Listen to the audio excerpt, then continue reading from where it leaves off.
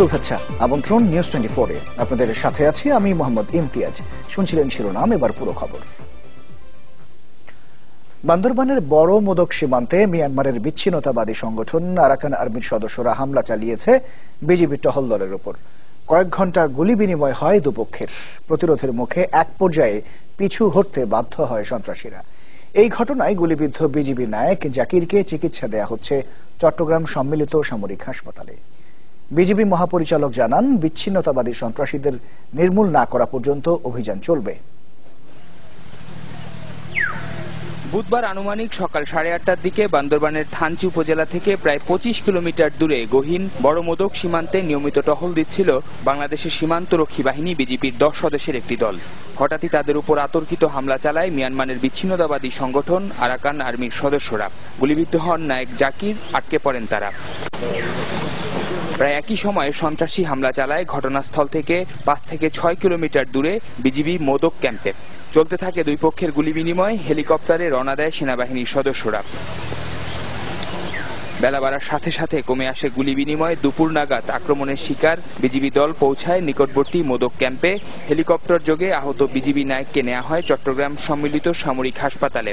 নিজেরা ওইখানে ফায়ার করে করে ওই এলাকা থেকে ওই এম্বুশ সাইড থেকে তারা বেরোয় আনুমানিক 3টার দিকে তারা হলো মাদক বিরোধীতে এসে পৌঁছে যে আহত হয়েছে তাদের সহ। ঠিক আছে, আমাদের ডাক্তার মেডিকেল অ্যাসিস্ট্যান্টের সাথে কথা বলে স্যালাইনের ব্যবস্থা করেছে, প্লাস হলো হেলিকপ্টার যাচ্ছে তাকে নিয়ে চিটাগাং সিএমসি চলে যাবে, তার অবস্থায় স্টেবল।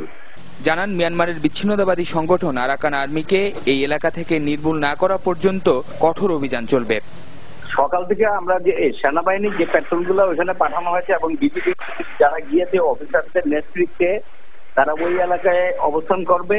আমরা আরো পাঠাবো এবং তারা সেখানে সেনাবাহিনী এবং বিজিবি আগামী দিনগুলোতে সেখানে আরাকান আর্মির বিরুদ্ধে আমরা হলো শক্ত আবার বিশেষ অপারেশন পরিচালনা করব।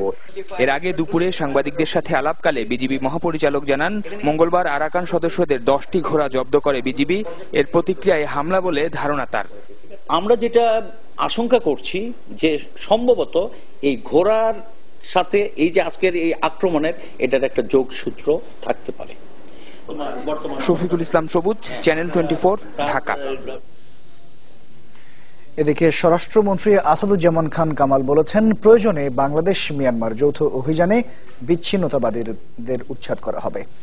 বুধবার বিকেলে জাতীয় প্রেস ক্লাবে বঙ্গবন্ধুর 40তম শাহাদত বার্ষিকী উপলক্ষে আয়োজিত আলোচনা সভা শেষে এই কথা বলেন তিনি।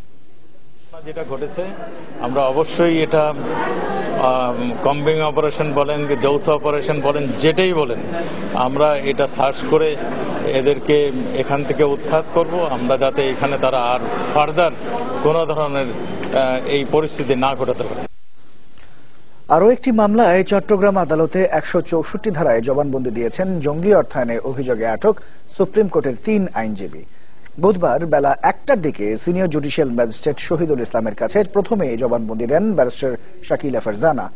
এরপর একে একে জবানবন্দি দেন অ্যাডভোকেট হাসানুজ্জামান লিটন আর মাহফুজ চৌধুরী বাপন।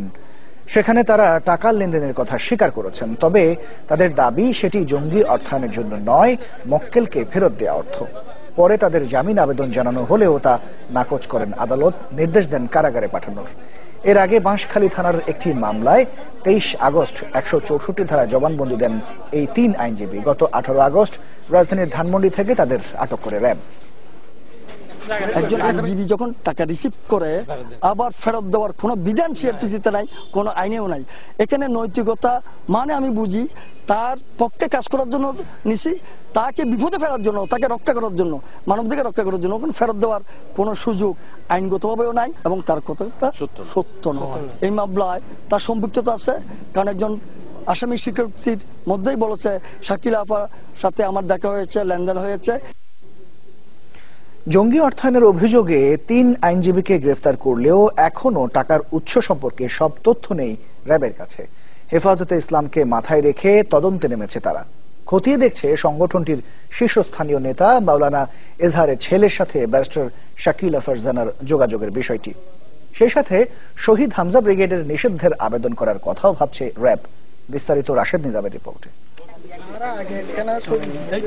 জেএমবি কিংবা আনসারুল্লাহ বাংলা টিমের মতো বড় কোনো নাশকতা বা খুনের দায় স্বীকারের ঘটনা নেই জঙ্গি সংগঠন শহীদ হামজা ব্রিগেডের। তবু আলোচিত সমালোচিত চট্টগ্রাম ভিত্তিক এই সংগঠনটি যদিও ফেব্রুয়ারিতে প্রথম প্রকাশ্যে ধরা পড়ার পর এখন পর্যন্ত ছোট বড় 29 জন নেতাকর্মী ধরা পড়েছে শহীদ হামজা ব্রিগেডের। এদের প্রায় সবাই স্বীকারোক্তিমূলক জবানবন্দিও দিয়েছে আদালতে। তবে যেসব অভিযানে ধরা পড়েছে হামজা ব্রিগেডের জঙ্গিরা, সেখান থেকে উদ্ধার হওয়া আধুনিক সব অস্ত্র ভাবিয়ে তুলেছিল আইনশৃঙ্খলা বাহিনীকে। তাদের ভাবনায় আরো ছিল যে সংগঠনে প্রশিক্ষণই দেয়া হয় AK-22 রাইফেল দিয়ে, তাদের টাকার উৎস নিয়েও। সেই ধারাবাহিকতায় হামজা ব্রিগেডের সাথে টাকার লেনদেনের অভিযোগে গ্রেফতার 3 আইনজীবী। প্রথম দফায় 4 দিনের রিমান্ড শেষে দ্বিতীয় দফায় আবারও 3 দিনের রিমান্ডে তারা। জিজ্ঞাসাবাদ করা হয়েছে যে অন্য কোনো ব্যক্তির সংশ্লিষ্টতা এখানে আছে কিনা, আর কেউ যদি জঙ্গিবাদের পৃষ্ঠপোষকতার জন্য সহযোগিতা করে থাকে সেই বিষয়গুলিকেও মাথায় রেখে তদন্ত কার্যক্রম চলছে। উৎসটা কোথায় আছে সেটা আসলে এখন তদন্ত পর্যায়ে আছে এবং এর সঙ্গে অন্য কোনো অর্গানাইজেশনের কোনো সম্পৃক্ততা আছে কিনা অবশ্যই এটাও তদন্তের মধ্যে আসবে। প্রয়োজনে হামজা ব্রিগেডকে নিষিদ্ধের আবেদন করা হবে বলেও জানান র্যাবের এই কর্মকর্তা। এই হামজা ব্রিগেডের যে পুরা সংগঠনের যে বিভিন্ন পর্যায়ে যারা সক্রিয় ছিল এবং অলমোস্ট সবাইকে কিন্তু আমরা 29 জনকে কিন্তু আমরা আটক করেছি। যদি কোনো থ্রেট থাকে যে এরকম যদি আবার দেশের অভ্যন্তরীণ নিরাপত্তার জন্য হুমকি হতে পারে, ডেফিনেটলি আমরা সেভাবে আমরা এটাকে অর্গানাইজেশনকে নিষিদ্ধ করার জন্য আমরা চেষ্টা করব। র্যাবের গণমাধ্যম শাখার এই পরিচালক মনে করেন শহীদ হামজা ব্রিগেডের পক্ষে বড় কোনো নাশকতা চালানো এখন আর সম্ভব না। রাশেদ নিজাম, চ্যানেল 24, ঢাকা। জঙ্গি সংগঠন শহীদ হামজা ব্রিগেডের প্রতি মাসে খরচ 5 লাখ টাকার উপরে, যা সরবরাহ করতেন সংগঠনের এক বড় ভাই। গেল 2 বছরে অস্ত্র কেনা, প্রশিক্ষণ আর সাংগঠনিক কাজে খরচ হয়েছে 1,18,00,000 টাকা। এসব খরচ হয়েছে 6টি ব্যাংক হিসেবের মাধ্যমে। কয়েক মাস আগে ধরা পড়া হামজা ব্রিগেডের অন্যতম শীর্ষ নেতা মনিরুজ্জামান ডনের 164 ধারায় দেয়া একটি জবানবন্দি থেকে জানা গেছে এসব তথ্য। জামশেদুল করিম জানাচ্ছেন বিস্তারিত। চট্টগ্রাম ভিত্তিক নতুন জঙ্গি সংগঠন শহীদ হামজা ব্রিগেড, যার গঠন এবং পরিচালনা সম্পর্কে একটি ধারণা পাওয়া যায় আদালতে দেয়া সংগঠনটির শীর্ষ নেতা মনিরুজ্জামান ডনের স্বীকারোক্তিমূলক জবানবন্দিতে। চলতি বছরের শুরুতে দেয়া এই জবানবন্দিতে সংগঠনটির পরিচালনা ব্যয় সম্পর্কে ধারণা দেন ডন। তাতে বলা হয় হামজা ব্রিগেডের 4টি উইং এর জন্য প্রতি মাসে খরচ হয় 5.5 লাখ টাকার কাছাকাছি। তাতে সবচেয়ে বেশি খরচ হয় দাওয়া বিভাগে, প্রায় 3 লাখ টাকা। হামজা ব্রিগেড যে পৃথিবীর অন্যান্য মৌলবাদী গোষ্ঠীগুলো, জঙ্গি সংগঠনগুলো তাদেরকে অর্থায়ন করছে আমার ধারণা হতে পারে, কারণ এই বিষয়গুলো তদন্তকারী অফিসার তদন্তে আনা দরকার বা তদন্ত করা দরকার। জবানবন্দিতে ডন জানিয়েছেন সব খরচে সরবরাহ করেন সংগঠনের বড় ভাই। তবে বড় ভাই এই টাকা কিভাবে পেতেন বা সেই বড় ভাইয়ের নাম কি তা উল্লেখ করা হয়নি জবানবন্দিতে। বলা হয় সংগঠনটি গঠনের শুরু থেকে জড়িত দুবাইয়ের নাগরিক আল্লামা লিবদি। আল্লামা লিবদির নাম এরা যারা 164 করেছে তারা বলেছে বিভিন্ন জায়গায় মিটিং এ উনি আসতেন, কখনো নগদ টাকা দিয়েছেন, কখনো অন্যদের মাধ্যমে উনি টাকা দিয়েছেন। উনি বেশ কয়েকবারই বাংলাদেশে এসেছেন, বাট এখন কোথায় আছেন কিংবা কবে এসেছিলেন এগুলো আমরা যাচাই বাছাই করে দেখছি। চট্টগ্রামে সংগঠনের টাকা লেনদেন হয় 3টি ব্যাংকের হিসাবের মাধ্যমে। এছাড়া ডনের মেসার্স সানজিদা এন্টারপ্রাইজের আলাদা 3টি হিসেবেও লেনদেন হয়। শুধু গেল 2 বছরে এই হিসেবে জমা হয় 1,18,00,000 টাকা, যা ব্যয় হয়েছে সংগঠনটির নিজস্ব মাদ্রাসা পরিচালনা, অস্ত্র কেনা, প্রশিক্ষণ ও সাংগঠনিক কাজে। এছাড়া জবানবন্দিতে নিজেকে বোমার কারিগর বলে উল্লেখ করেন মনিরুজ্জামান ডন। 2013 সালে সরকার বিরোধী আন্দোলনের সময় ফ্লাক্স বোমা ও স্মোক বোমার মতো শক্তিশালী বিস্ফোরক দ্রব্য তৈরির কথাও জানান এই জঙ্গি নেতা। জামশেদুল করিম, চ্যানেল 24, চট্টগ্রাম। তৈরি পোশাক শিল্পের উন্নয়নে সহায়তা দিতে অঙ্গীকারাবদ্ধ যুক্তরাষ্ট্র। বুধবার প্রধানমন্ত্রীর কার্যালয়ে প্রধানমন্ত্রী শেখ হাসিনার সাথে সৌজন্য সাক্ষাতে এই কথা বলেন মার্কিন রাষ্ট্রদূত মার্সিয়া বার্নিকাট। এ সময় দুদেশের সম্পর্ক উন্নয়নের নানা বিষয়ে আলোচনা হয় তাদের মধ্যে। প্রধানমন্ত্রীর কার্যালয়ে অনুষ্ঠিত জাতীয় শিল্প উন্নয়ন পরিষদের সভায় সভাপতিত্ব করেন প্রধানমন্ত্রী শেখ হাসিনা।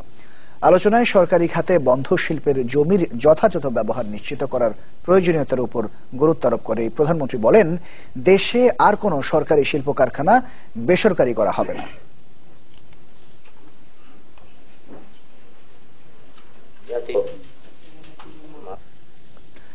জাতীয় পরিচয় নিবন্ধন অনুবিভাগে হারানো কার্ড ওঠাতে কিংবা সংশোধন করতে গিয়ে প্রতিদিনই হয়রানির শিকার হচ্ছেন হাজার হাজার মানুষ। মানুষের অসহায়ত্বকে পুঁজি করে এই বিভাগের কিছু অসাধু কর্মকর্তা কর্মচারী আর বহিরাগতদের যোগ সাজশে গড়ে উঠেছে দালাল চক্র। অবৈধ লেনদেনের মাধ্যমে পরিচয়পত্র জালিয়াতির অভিযোগও আছে প্রতিষ্ঠানটির বিরুদ্ধে। এই অভিযোগে বুধবার সেখানে শুদ্ধি অভিযান শুরু করেছে কর্তৃপক্ষ। প্রথম দিনে আটক করেছে দুজনকে। এনআইডির মহাপরিচালক জানিয়েছেন, দালাল মুক্ত না হওয়া পর্যন্ত এই অভিযান চলবে। ইসলামিক ফাউন্ডেশনের গাড়ি চালক মোহাম্মদ ফিরোজ ব্যস্ত জাতীয় পরিচয়পত্র সংশোধনের কাজে। কথায় কথায় জানা গেল, নিজের নয়, ভবনের 7 তলায় কার্ড সংশোধন করতে আসা কয়েকজনের কাজ নিয়ে ব্যস্ত তিনি। আমি নিঃস্বার্থভাবে আমি করি না, উনি বলো যে ভাই আমি তো বুঝি না, আমার একটু লিখে দিতে পারবেন, আমার হাতের লেখা ভালো না, আমি দেন লিখে দিই, এই আর কিছু না। এমন ব্যস্ত দেখা গেল এই ভবনের কিছু কর্মকর্তা কর্মচারীদেরও। জাতীয় পরিচয়পত্র সংশোধন ও হারানো কার্ড তুলতে আসা মানুষদের অবৈধ পন্থায় কাজ করিয়ে দিতে প্রকাশ্যেই চলছে এমন অর্থের লেনদেন। বাইরের লোক করে যে 4-5 জন যারা করে তারা গেছে। এই যে টাকাগুলো নিলেন মানুষের, এটা কি ঠিক বলেন? না, এটা তো ঠিক না স্যার। তারপর কেন করতেছেন? আর যারা দালালদের সাহায্য ছাড়াই পরিচয়পত্র সংশোধন কিংবা তুলতে চান, তাদের দাঁড়াতে হয় দীর্ঘ লাইনে। ঘন্টার পর ঘন্টা কিংবা দিনের পর দিন অপেক্ষার পরও মেলে না সমাধান। 26 তারিখ ডেলিভারি দেওয়ার কথা ছিল, আবার সামনের মাসে 26 তারিখ, এই বলে আজকে 2 মাস হয়ে গেছে। আমি এখানে সকাল 10টা বাজে আসছি, দেখা গেল সিরিয়ালে দাঁড়ায় আছি। ভোগান্তির জন্য ভুক্তভোগীরা দুষলেন পরিচয়পত্র প্রকল্পের অসাধু কর্মকর্তা কর্মচারী আর দালাল চক্রকে। ফর্মগুলা যেগুলো আমরা বিনামূল্যে পাই, সেগুলো 10 টাকা 15 টাকা করে নিতেছে। বাইরে একটা চক্র এখানে কাজ করে।